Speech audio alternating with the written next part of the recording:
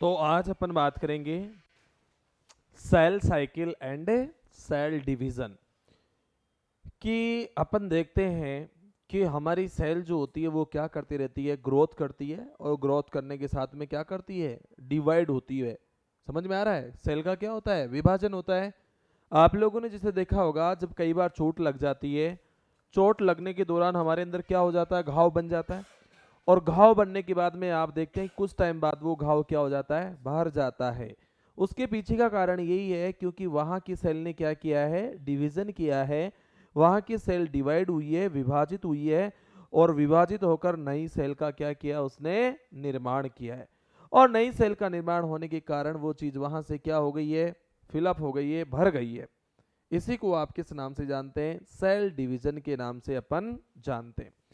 अब बात ये होती है, आप सभी को पता है कि जैसे मान लीजिए एक छोटी सेल है, और जब छोटी सेल जो होती है तो उस छोटी सेल के अंदर आप सभी को पता है क्या प्रेजेंट होता है, न्यूक्लियस प्रेजेंट होता है। एक छोटी सेल है, इस छोटी सेल के अंदर क्या होता है, न्यूक्लियस। और ये न्यूक्लियस ही सेल की पूरी एक्टिविटी को क्या करता है, कंट्रोल करता है। इसीलिए न्यूक्लियस को क्या कहते हैं आप, कंट्रोलर ऑफ द सेल के नाम से अपन जानते हैं। बट टाइम के साथ साथ इस सेल की साइज क्या होती है, बढ़ती है। तो बढ़ने के दौरान, अच्छा ये आप सभी को पता है ये क्या कहलाता है, साइटोप्लाज्म, कोशिका द्रव्य। अब जब सेल की साइज बड़ी हो गई तो उस दौरान साइटोप्लाज्म की मात्रा भी क्या हो जाती है, बढ़ जाती है। अब जब साइटोप्लाज्म की मात्रा न्यूक्लियस की साइज की तुलना में ज्यादा बढ़ती है, इसीलिए अब ये न्यूक्लियस क्या कर पाता है, इस साइटोप्लाज्म पर पूरी तरह से कंट्रोल नहीं कर पाता है। अब कंट्रोल नहीं कर पाने के कारण सेल फिर आगे क्या करती है, डिवाइड हो जाती है। अरे क्या हो जाती है, और डिवाइड होकर दो क्या बना लेती हैं, छोटी सेल में कन्वर्ट हो जाती है। वापस कंट्रोल आ जाएगा। भाई पहले कंट्रोल बराबर चलता है, कंट्रोल बिगड़ने के दौरान वापस सेल क्या होती है, डिवाइड होती है, वापस कंट्रोलिंग अचीव कर लेती है। इसीलिए सेल जो होती है वो क्या करती है, डिवाइड करती है। इसीलिए सेल के अंदर क्या होता है, डिवीजन होता है। इसीलिए सेल में क्या होता है, विभाजन होता है। अब सेल के अंदर विभाजन जो होता है वो कैसे होता है, उसकी अपन बात करेंगे, कैसे साइकिल चलती है। अब बात यह है, सेल डिवीजन होने का मतलब यह है कि एक सेल नई सेल में कन्वर्ट हो रही है, दो नई सेल बना रही है।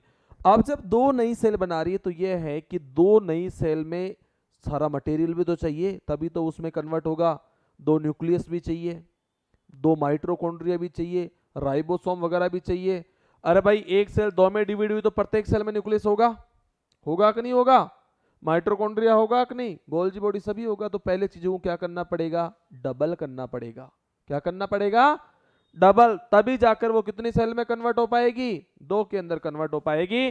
तो अब वही अपन देखेंगे, कोशिका चक्र, क्या कहते हैं आप इसको, कोशिका चक्र के नाम से अपन जानते हैं, या इसको कहते हैं आप सेल साइकिल। तो अब अपन देखते हैं सेल साइकिल के अंदर देखो क्या चीज है। आप सभी को पता है ये क्या दिखाई दे रहा है आपको, स्पर्म। और ये क्या दिखाई दे रहा है आपको, ओवम। तो दो चीज हो गई आपस में, दोनों के बीच। अच्छा दोनों ही क्या होती हैं, कोशिकाएं हैं। अरे दोनों ही क्या है, कोशिका। एक कोशिका है, ये भी कोशिका है, और दोनों बनकर क्या बनाता है, जाइगोट। और जाइगोट के बाद में देखो, पहले छोटा बच्चा है, फिर एज बढ़ती जा रही है, फिर अडल्ट में कन्वर्ट हो गया। मतलब साइज बढ़ती जा रही है। इसका मतलब क्या है, कोशिकाएं बढ़ती जा रही है। कोशिका क्यों बढ़ रही है, क्योंकि सेल डिवीजन हो रहा है, कोशिका विभाजन हो रहा है। बोलो बात क्लियर है कि नहीं है। अब देखो बात ये आती है, किसी भी एनिमल की ग्रोथ हो रही है and reproduction of all organism, जितने भी जीव जिनके अंदर क्या होता है, रिप्रोडक्शन होता है, जनन होता है, वो सभी किस पर डिपेंड होते हैं, सेल डिवीजन पर डिपेंड होते हैं। और आप देख रहे हैं टाइम के साथ साथ सेल की साइज भी क्या होती जाती है, बढ़ती जाती है।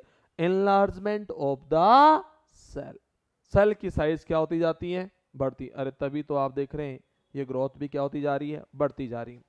तो आप बात करते हैं कि जब ग्रोथ हो रही है या ऑर्गेनिज्म में, अच्छा जीवित जीव तो आप जानते हो सभी के अंदर क्या होता है, रिप्रोडक्शन होता है, तभी वो अपनी संतति को क्या करते हैं, बना के रखते हैं। तो इसलिए सेल का क्या होता है, इनलार्जमेंट भी होता है। आगे देखो, द मैकेनिज्म ऑफ डिवीजन, कि विभाजन हो रहा है, और विभाजन के साथ में क्या हो रहा है, अरे कोशिकाओं की संख्या भी क्या हो रही है, मल्टीप्लाई हो रही है, गुणन हो रहा है, 2 4 6 या 2 4 4 16 32 64 इस तरह से बढ़ती जा रही है। टुगेदर कॉन्स्टिट्यूएंट सेल रिप्रोडक्शन, और सेल क्या कर रही है, रिप्रोड्यूस कर रही है। ये आप देख रहे हैं, देखो इधर भी आपको बहुत सारी सेल दिखाई दे रही है, और जिससे सेल की साइज भी बढ़ती जाती है। तो इसका मतलब यही है कि सेल डिवीजन जब होता है तो सेल की साइज जो होती है, जब सेल की साइज बढ़ती है उस दौरान सेल डिवीजन होता है, और सेल क्या करती है, अपनी संख्या में मल्टीप्लाइकेशन करती है, गुणन करती है, संख्या को क्या करती है, बढ़ाती है, तो उसी को क्या कहते हैं आप, सेल डिवीजन आप कहते हैं। आगे देखो आप लोग, अब बात किसकी आती है, सेल साइकिल। किसकी बात कर रहे हैं आप, सेल साइकिल। भाई एक कोशिका चक्कर चलता है, पूरी जब एक सेल जब सेल के अंदर कन्वर्ट होती है उस दौरान उस इस तरह से क्या चलती है, पूरी साइकिल चलती है, इसलिए उसी को क्या कहते हैं आप, सेल साइकिल। देखो अगर अपन बात करें कि सेल साइकिल जो होती है, life period of the cell during which cell synthesis, अरे भाई कोशिका चक्र के दौरान कोशिका जो होती है वो किसका निर्माण करती है, सिंथेसिस ऑफ डीएनए, डीएनए का निर्माण करती है, और डीएनए की कॉपी बनने को ही क्या कहते हैं आप, रेप्लिकेशन। अरे अगर डीएनए से क्या बन रहा है, डीएनए बन रहा है, तो इसी को क्या कहते हैं आप, रेप्लिकेशन। बहुत सारी कॉपी बनना, रेप्लिकेशन का मतलब ही क्या होता है, कॉपी। हाँ, प्रतिकृतिकरण का मतलब होता है कॉपी। किसकी कॉपी, डीएनए की copy. Grow and divide into 2 daughter cell.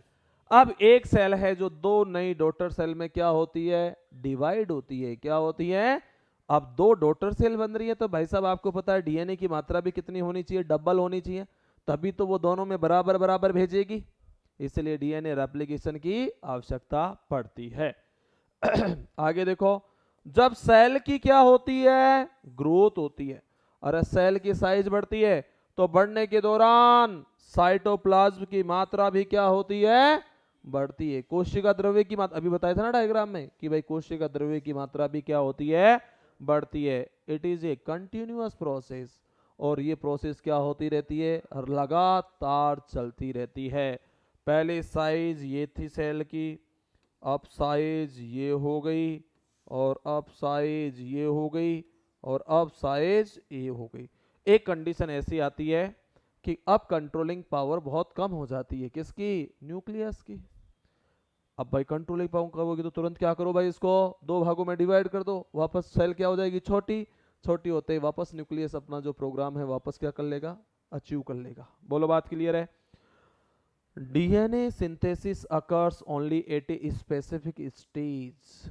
बात यह है कि सेल साइकिल के भी स्टेज बताऊंगा आपको, G1 S G2 M cycle बताऊंगा अभी। तो डीएनए का निर्माण केवल और केवल एक विशेष अवस्था में होता है, जिसको कहते हैं आप एस फेज। बोलो क्या कहते हैं, एस का मतलब होता है सिंथेसिस। क्या होता है इसका मतलब, सिंथेसिस। किसके सिंथेसिस की बात कर रहे हैं, बहुत बार एग्जाम में क्वेश्चन पूछा गया है, सेल साइकिल की कौन सी अवस्था में डीएनए का निर्माण होता है, तो क्या आंसर जाता है, एस फेज में होता है। कौन सी फेज में होता है, एस फेज। ये देखो आपको डीएनए दिखाया गया है, ये देखो सेल, सेल ग्रोथ कर रही है, ये देखो ग्रोथ होने के बाद कितने में डिवाइड हो गई, 2 में डिवाइड हो। इसमें भी न्यूक्लियस है, इसमें भी न्यूक्लियस है, इसमें भी सभी कोशिकांग है, इसमें भी क्या है, सभी कोशिकांग है। आगे देखो साहब, duration of cell cycle varies in each organism and each cell type. प्रत्येक ऑर्गेनिज्म के अंदर सेल साइकिल की जो अवधि होती है, टाइम होता है, वो क्या होता है, अलग अलग होता है। प्रत्येक जीव के अंदर जैसे अलग अलग जातियां हैं, तो अलग अलग जातियों के अंदर कोशिका विभाजन का जो टाइम ड्यूरेशन जो होता है वो क्या होता है, अलग अलग होता है। तो duration of cell cycle varies, किस पे वेरी करता है, वो जीव के ऊपर और कौन सी कोशिका है उसके ऊपर डिपेंड करता है।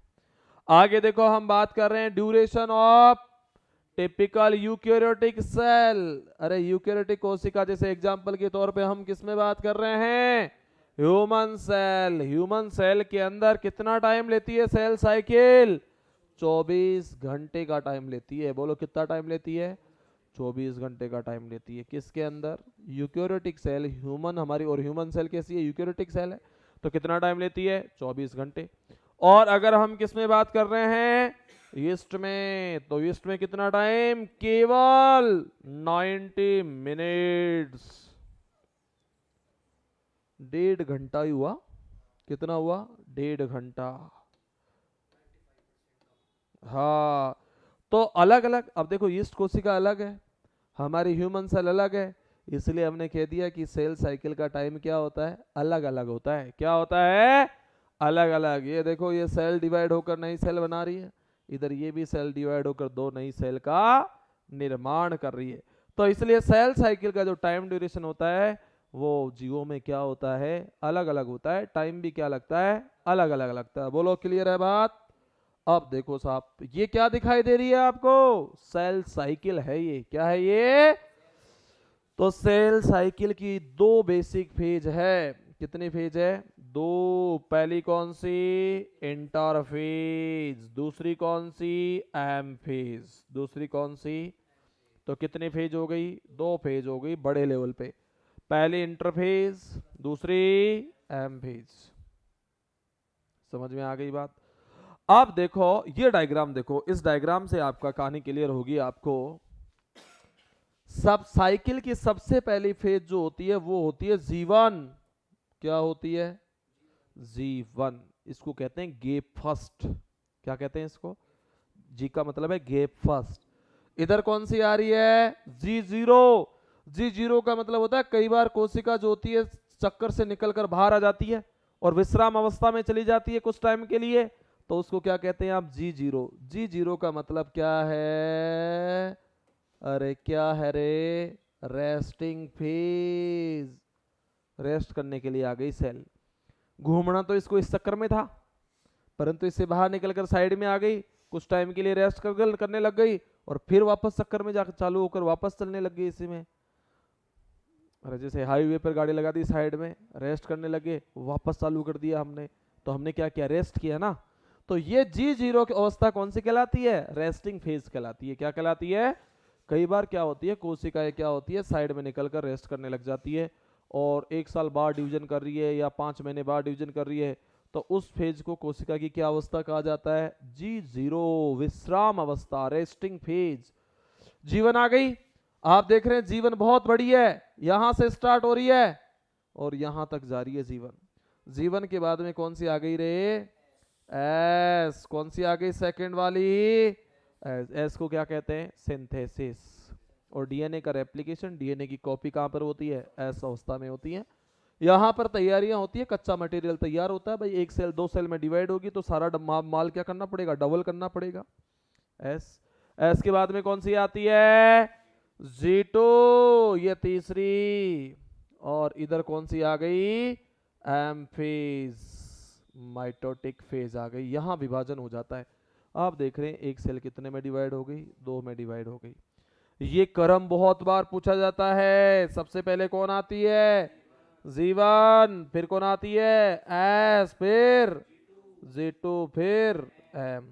ये क्रम बहुत बार पूछा गया क्वेश्चन है। इसमें आगे पीछे कर देता है, S को पहले ले आएगा, G2 को पहले ले आएगा या M को पहले आगे पीछे कर देगा। तो ध्यान देगा, वो तो अलग केस हो गया ना G0 तो। अरे G0 तो एक स्पेशल केस हो गया ना, वो साइकिल से बाहर का केस है। क्या है वो? साइकिल से बाहर का केस है। तो इस चीज को आप लोग ध्यान रखना। तो G1, S और G2 किसकी सब फेज है? इंटरफेज। इन तीनों को मिलाकर ही आपने क्या कह दिया? इंटरफेज कह दिया। अरे इन तीनों को मिलाकर ही क्या कह दिया? इंटरफेज कह दिया। इस इंटरफेज में पूरी तैयारियां होती है। तो G1, S और ये क्या आ गई? G2 और फिर क्या आ गई? M फेज आ गई। कौन सी आ गई? और इस M फेज में अपन दो बात करेंगे। अगर माइटोसिस होगा तो वही प्रोफेज, मेटाफेज, एनाफेज और टीलोफेज। सुना ना नाम? प्रोफेज, मेटाफेज, एनाफेज और टीलोफेज। वो किस में बात करते हैं? एम में बात करेंगे। चलो आगे बढ़ते हैं। ये समझ में आ गया? यहाँ पहला क्वेश्चन तो ये, डीएनए का निर्माण कौन सी अवस्था में होता है? एस अवस्था में होता है। और इंटरफेज का क्रम सीक्वेंस, कौन सा क्रम सही है? तो सबसे पहले कौन आएगी? गैप फर्स्ट G1 या गैप फर्स्ट फिर एस, फिर G2, फिर कौन आएगी, M आएगी। M के बाद में फिर वापस वो चालू हो जाएगी। या आप ये भी कह सकते हो, देखो ऐसे चलता है ये रोटेशन। पहले कौन आएगी, इंटरफेज, फिर कौन आएगी, एम फेज, फिर कौन आएगी, अरे इंटरफेज। आ गई बात समझ में? तो इंटरफेज किसके बीच की अवस्था है, एम फेज के बीच की अवस्था है। पहले कौन आई, इंटरफेज, फिर कौन आई, एम फेज, फिर कौन आई, ये देख लो ना आप, ये एम फेज आ गई, फिर इंटरफेज चालू हो गई, यहाँ कंप्लीट हो गई, फिर कौन आ गई, एम फेज, फिर क्या चालू हो गई, इंटरफेज। और इंटरफेज की 3 अवस्थाएं आप लोगों ने देख ली, कौन कौन सी, G1, S और G2। समझ में आ गया? तो ये तीनों को ही मिलाकर आप क्या कहते हैं, इंटरफेस। बोलो क्लियर है बात? आगे देखो, देखो साहब, हाँ पहली इंटरफेस, या कई वैज्ञानिकों ने इसी को क्या नाम दिया, रेस्टिंग फेज। क्या नाम दिया इसको? कई वैज्ञानिक बोले कि साहब इंटरफेज जो है वो क्या है, रेस्टिंग फेज है। क्योंकि उन्होंने रेस्टिंग फेज इसलिए दिया कि सेल कुछ करती नहीं है। अरे सेल करती नहीं बल्कि बहुत कुछ करती है इस दौरान, तो पूरी तैयारियां कर रही है। किसकी तैयारियां कर रही है, सेल डिवीजन की। भाई सेल डिवीजन करवाने के लिए पहले उसको तैयारियां तो करनी पड़ेगी, डीएनए को डबल करना पड़ेगा। अरे करना पड़ेगा कि नहीं करना पड़ेगा, क्रोमोसोम की संख्या बढ़ानी पड़ेगी उसको, सभी कोशिकाओं को क्या करना पड़ेगा, डबल करना पड़ेगा। बोलो बात क्लियर है कि नहीं है? तो देखो, it is the phase between two successive M phase.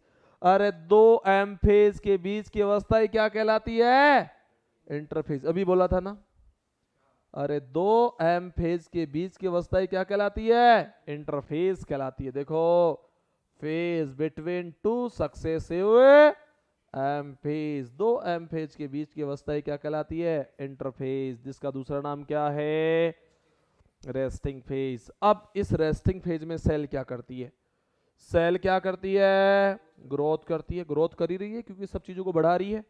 और क्या करती है, कौन सी फेज में, एस फेज में। कौन सी फेज में, आगे देखो, at least more than 90% of the duration of cell cycle. अरे कोशिका चक्र का लगभग कितना परसेंट टाइम, 90% टाइम किस में लगता है, इंटरफेज में। डायग्राम से ही पता लग रहा है आपको। ये देखो एम तो इतना सा ही है, और ये बाकी का यहां से लेकर यहां तक का क्या है, इंटरफेज है। अरे इंटरफेज ही तो हुई G1, S और G2। तो कितना, 95% भाग किस में चला गया, इंटरफेज में चला गया। किस में चला गया, इंटरफेज। तो भाई इसीलिए आपने बोला कोशिका जो है पूरी तैयारियां जो है वो किसके अंदर करती है रे, अरे किस में करती है, इंटरफेज में करती है।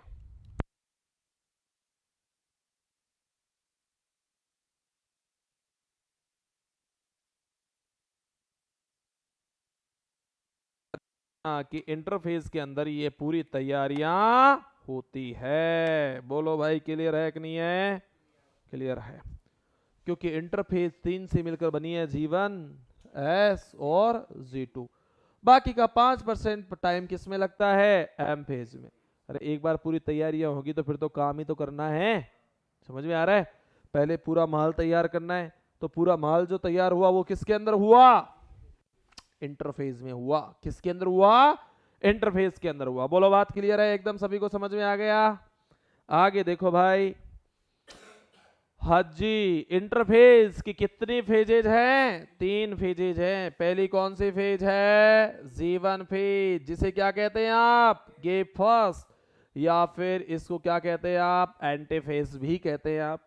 दूसरी कौन सी है, एस फेज, जिसे क्या कहते हैं आप, सिंथेसिस फेज। क्या होता है यहाँ पर, हाँ डीएनए का क्या होता है यहाँ पर, सिंथेसिस होता है। क्या होता है यहाँ पर, डीएनए का सिंथेसिस, इसलिए नाम क्या पड़ा, सिंथेटिक फेज। आगे वाली कौन सी है, जिसे क्या कहते हैं आप, गेप 2। तो कितनी फेजेज हो गई, 3 सब फेजेज हो गई, G1, S और G2। बोलो क्लियर है कि नहीं है?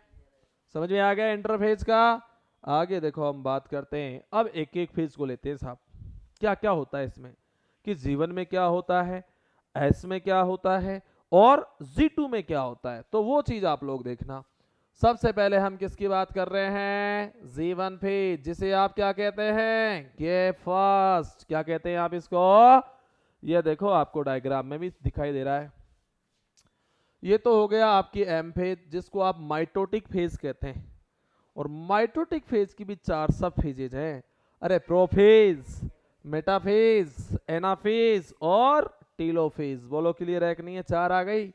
ये कौन सी आ गई, जी1। ये कौन सी आ गई, एस। और ये कौन सी आ गई, जी2, या जिसे कहते हैं सेकंड गैप। ये कौन सा हो गया, फर्स्ट गैप।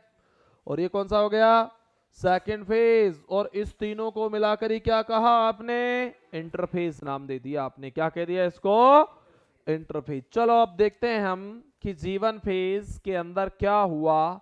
सबसे पहले ग्रोथ की जो स्टार्टिंग होती है वो कहां पर होती है, जीवन फेज में होती है। कहां होती है, जीवन फेज। अब एक चीज और देखो आप, ये एक इंटरवल है, एक गैप है, किसके बीच का, माइटोसिस और डीएनए रेप्लिकेशन का।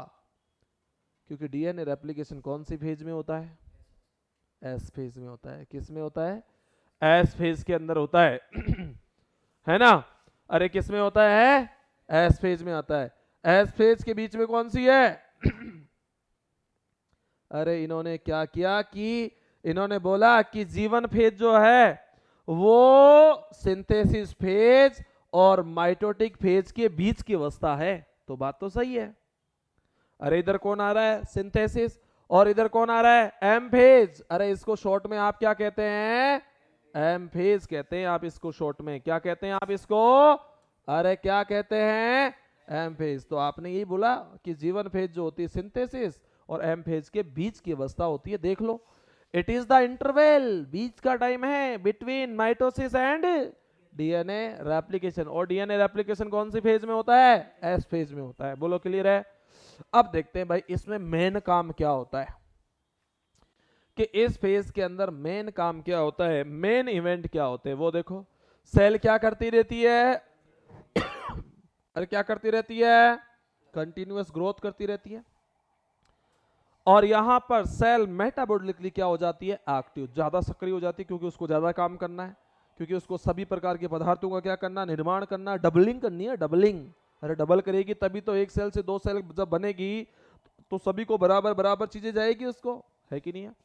तो सेल बिकम मेटाबॉलिकली एक्टिव। आगे देखो, prepare mechanically for DNA replication. और सेल तैयारी करती है, तैयार करती है किसके लिए, डीएनए रेप्लिकेशन के लिए। हाँ जीवन में नहीं होता, किस में होता है, एस में होता है। परंतु भाई एस में होता तो पहले उसके लिए कच्चा सामान भी तो तैयार करना पड़ेगा। तो ये देखो प्रिपरेशन कर रही है, क्या कर रही है, हाँ मशीनरी फॉर डीएनए रेप्लिकेशन। आगे आ जाओ, सिंथेसिस आरएनए एंड प्रोटीन्स। तो यहाँ पर और किसका निर्माण होता है, आरएनए और जो प्रोटीन्स वगैरह जो होती है उसका यहाँ पर क्या होता है, फॉर्मेशन होता है। क्या होता है यहाँ पर, फॉर्मेशन होता है किसका, अरे किसका फॉर्मेशन होता है, आरएनए और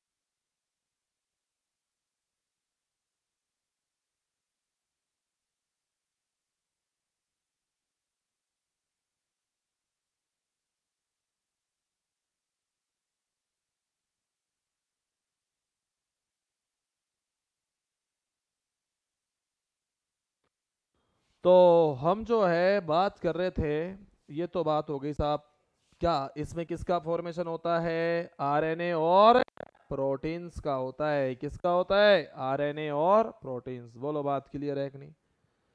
तो जीवन फेज जो होती है वो फर्स्ट ग्रोथ फेज होती है, ये दोनों के इंटरवल है बीच का। मेन इवेंट सेल क्या करती है, ग्रोथ करती है। मेटाबॉलिकली क्या होती है, बहुत एक्टिव होती है। और डीएनए से की पहले की अवस्था है, अरे डीएनए सिंथेसिस से पहले की फेज है, ये कह सकते हो ना आप। अगर एस फेज में डीएनए का निर्माण हो रहा है तो उससे पहले वाली कहलाएगी प्री डीएनए सिंथेसिस फेज, बोलोगे कि नहीं। और एस के बाद वाली को क्या कहोगे आप, पोस्ट डीएनए सिंथेसिस फेज। बोलो रे, क्लियर है कि नहीं है। आगे देखो भाई, आगे देखो, अपन बात कर रहे हैं नेक्स्ट, आ जाओ आगे। अब कौन सी फेज आएगी, एस फेज आएगी रे। कौन सी फेज आएगी, और एस फेज को क्या कहते हैं आप, सिंथेटिक फेज कहते हैं। नाम से ही पता लग रहा है संश्लेषण होगा। और किसका होगा, डीएनए। इसी के लिए फेमस है ये, किसके लिए फेमस है, डीएनए के लिए। तो अगर आपसे पूछा जाए डीएनए का रेप्लिकेशन, डीएनए का संश्लेषण कौन सी फेज में होता है रे, एस फेज में होता है। कौन सी फेज में होता है, एस फेज में होता है। बोलो भाई, बात क्लियर है कि नहीं है। आगे आ जाओ। अमाउंट ऑफ डीएनए पर सेल डबल। अरे डीएनए की मात्रा कौन सी फेज में डबल होती है, एस फेज में। क्या आंसर जाएगा हमारा, डीएनए की जो मात्रा होती है कौन सी फेज में डबल होती है भाई, एस फेज में होती है। किस में होती है, but chromosome number is not increase. Chromosome का नंबर इसमें इंक्रीज नहीं होता है, क्योंकि अभी तो उतना ही रहेगा। वो आपका प्रोफेज, मेटाफेज, एनाफेज, टीलोफेज, उसमें डबल होगा, वो वहां पढ़ेंगे हम। तो यहाँ डीएनए जो है वो डबल है, डीएनए की मात्रा डबल होती है, क्रोमोसोम डबल नहीं होता है। इस चीज का ध्यान रखना रे भाई, क्रोमोसोम जो है वो क्या नहीं होता है, डबल नहीं होता है। तो डबल क्या होता है, DNA. In animal cell replication begin in the nucleus. किस में चालू हो जाता है, न्यूक्लियस में। And the centriole duplicate in the cytoplasm. अरे बात यह है कि जो जंतु कोशिका जो होती है उसमें replication begin in the nucleus, किस में चालू हो जाता है, न्यूक्लियस में। क्योंकि न्यूक्लियस में तो होता है डीएनए। अरे किस में होता है, न्यूक्लियस में तो होता है। And the centriole duplicate in the, क्योंकि सेंट्रियोल जो है वो किस में होती है, अरे कोशिका द्रव्य में होती है, साइटोप्लाज्म में होती है। तो सेंट्रियोल तो कहां डबल होगी, साइटोप्लाज्म में। और न्यूक्लियस कहां डबल होगा भाई, न्यूक्लियस जो है वो कहां पर डबल होगा, कहां पर होगा, हाँ बताओ, फटाफट बताओ भाई, जल्दी बताओ भाई, जल्दी बताओ।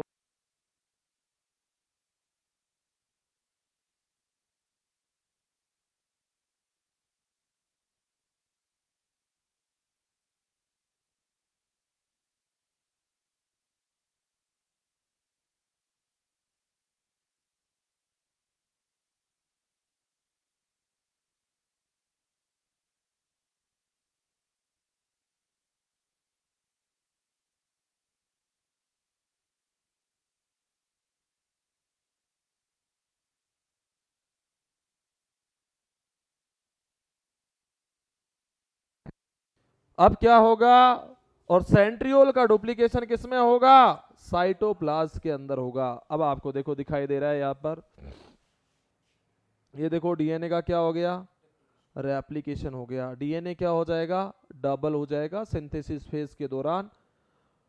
और यहाँ पर सेल में सेंट्रियोल जो है वो भी क्या हो जाएगा, डबल हो जाएगा। अरे सेंट्रियोल क्या हो जाएगा, डबल हो जाएगा। ठीक है, अब आगे देखो भाई साहब, अब कौन से फेज आ जाएगी, G2 फेज। कौन से फेज आ जाएगी, G2 फेज, जिसे क्या कहते हैं आप, गैप टू। अरे इसे क्या कहेंगे आप, सेकेंडरी ग्रोथ फेज। फर्स्ट वाली तो जीवन हो गई थी। यहां पर सेल की ग्रोथ क्या होती रहती है, कंटिन्यूअसली चलती रहती है। ठीक है, synthesis of RNA and protein यहां पर भी कंटिन्यू चलता रहेगा, कि जो आरएनए का जो निर्माण है और प्रोटीन का जो निर्माण है वो G2 में भी क्या होता रहेगा, रेगुलर चलता रहेगा।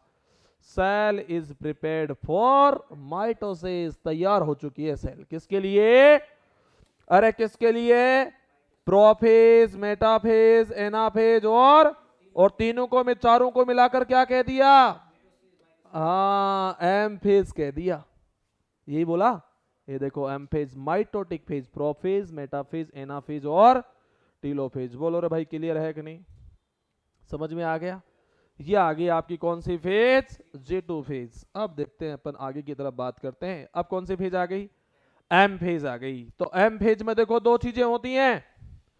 एम फेज देखो, it represent the actual cell division. अरे वहां तो अभी इंटरफेज में तो तैयारियां हुई है, क्या हुई है, वहां सेल ने विभाजन नहीं किया। एक्चुअल सेल डिवीजन तो किस में होगा, एम फेज में होगा। किस में होगा, वहां तो केवल तैयारियां हुई है, डीएनए डबल हो गया, सेंट्रियोल डबल हो गई, प्रोटीन्स डबल हो गए, और इसके अलावा आपने क्या देखा था, आरएनए वगैरह डबल हो गए, ये डबलिंग हुई थी वहां। तो एम फेज जिसको आप क्या कहते हैं, अरे क्या कहते हैं रे, माइटोसिस फेज कहते हैं। आप क्या कहते हैं इसको, माइटोसिस फेज के नाम से जानते हैं। चलो देखो, इट रिप्रेजेंट द, अरे एक्चुअल सेल डिवीजन। वास्तविक सेल डिवीजन कहां होता है, माइटोसिस के। जो माइटोसिस होता है एक्चुअल डिवीजन किस में होता है, एम फेज में होता है। देखो in human cycle it last for only about 1 hour, क्योंकि 95% टाइम तो कौन ले गई, 5% ही कौन लेते हैं, एम फेज। इसलिए कहा क्योंकि हमारा कितना टाइम लिया था उसने, 24 घंटे। अरे कितना टाइम लिया था, तो 23 घंटे का टाइम तो किस में चला गया, इंटरफेज में, और 1 घंटे का टाइम किस में जाएगा अब, एम फेज में। बोलो क्लियर है कि नहीं है। और एम फेज में कितनी अवस्थाएं होती है रे, 2 अवस्थाएं। पहली कौन सी, कैरियोकाइनेसिस। कैरियोकाइनेसिस का मतलब क्या हुआ, केंद्रक का विभाजन होगा। पहले किसका विभाजन होगा, केंद्रक का विभाजन हो गया, क्रोमोसोम वगैरह डबल हो गए। एक केंद्रक से कितने बन गए, 2, क्योंकि 2 सेल बनेगी तो दोनों के लिए 2 केंद्रक चाहिए। तो सबसे पहले क्या बन जाएगा, कैरियोकाइनेसिस, और फिर क्या हो जाएगा, फिर कोशिका द्रव्य का विभाजन होते कितनी सेल, ये देखो डायग्राम देखो रे, ये एक सेल है, ये कैरियोकाइनेसिस हुआ पहले। अरे पहले क्या होगा, कैरियोकाइनेसिस होगा पहले। और कैरियोकाइनेसिस में देखो पहले एक केंद्रक है, बोलो कितने बन गए रे, 2 बन गए, कैरियोकाइनेसिस हो गया। ये कैरियोकाइनेसिस हो गया, फिर उसके बाद में क्या होगा, तो आप देख रहे हो केंद्रक का विभाजन होने के बाद अब साइटोप्लाज्म का विभाजन होना स्टार्ट हो गया। ये ऐसे जाकर पूरा टच हो जाएगा, एक सेल इधर और एक सेल इधर। कितनी सेल बन गई, अरे बोलो रे, क्लियर है कि नहीं।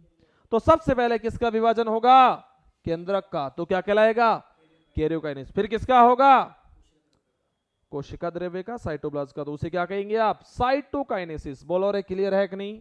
आगे देखो, एम फेज जिसे क्या कहते हैं आप, माइटोसिस फेज, उसी की बात कर रहे हैं। सम सेल, कुछ कोशिकाएं, डू नॉट शो डिवीजन, विभाजन को रिप्रेजेंट नहीं करती है। जैसे कौन सी कोशिका, heart cell. Many other cell divide only occasionally, कुछ कोशिकाएं होती है जो कभी कभार, कई अवसर पड़ने पर ही क्या होती है, डिवाइड होती है, टू रिप्लेस डैमेज और डेड सेल। जो डैमेज सेल वगैरह होती है उसको हटाने के लिए। तो ये हमारी हार्ट सेल जो होती है वो नॉर्मली जो होती है डिवीजन है नहीं करती है, एक पर्टिकुलर टाइम बाद में क्या हो जाता है, रुक जाता है। ये देखो ये नाखून वगैरह है, ये देखो यहाँ पर आपको डिवीजन दिखाई दे रहा है, क्लियर होता जा रहा है ये इधर से। आगे देखो, ये देखो एम फेज की बात सारी आ गई है।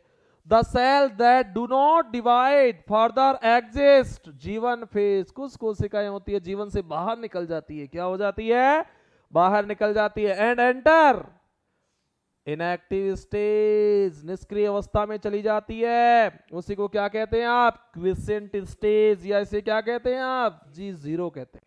देखो the cell that do not divide, divide नहीं करती है, फर्दर आगे एग्जिस्ट, जीवन फेज, जीवन फेज से बाहर निकल जाती है, और उसी को क्या कहते हैं आप, G0। अब यहां पर जो सेल होती हैं, अरे वो मेटाबॉलिक तो क्या होती है, एक्टिव। वैसे तो सक्रिय होती है परंतु विभाजन जब उसको जरूरत पड़ेगी अब वापस चालू हो जाएगी, उस राउंड में सेल साइकिल में वापस चालू हो जाएगी, बता रहे थे ना अपन। तो बट डू नॉट प्रोलिफरेट, वृद्धि नहीं करती है, विभाजन नहीं करती है। ये देखो ये एम फेज आ गई, ये कौन सी आ गई, जीवन। ये जीवन से कोई सेल बाहर की तरफ आई, बाहर की तरफ निकली, तो उसको क्या कह दिया आपने, G0। फिर ये G0 वाली वापस उसमें ऐड हो जाएगी, जब जरूरत पड़ेगी। फिर कौन आ गई, एस फेज आ गई। कौन आ गई, एस। उसके बाद में क्या आ गई, G2 फेज आ गई। ठीक है, क्लियर है कि नहीं है। बोलो भाई, सेल साइकिल समझ में आया कि नहीं आया। अब कल अपन बात करेंगे कहां से, इन 2 की बात करेंगे अपन। कौन से दो की? कैरियोकाइनेसिस और साइटोकाइनेसिस की बात करेंगे। ठीक है।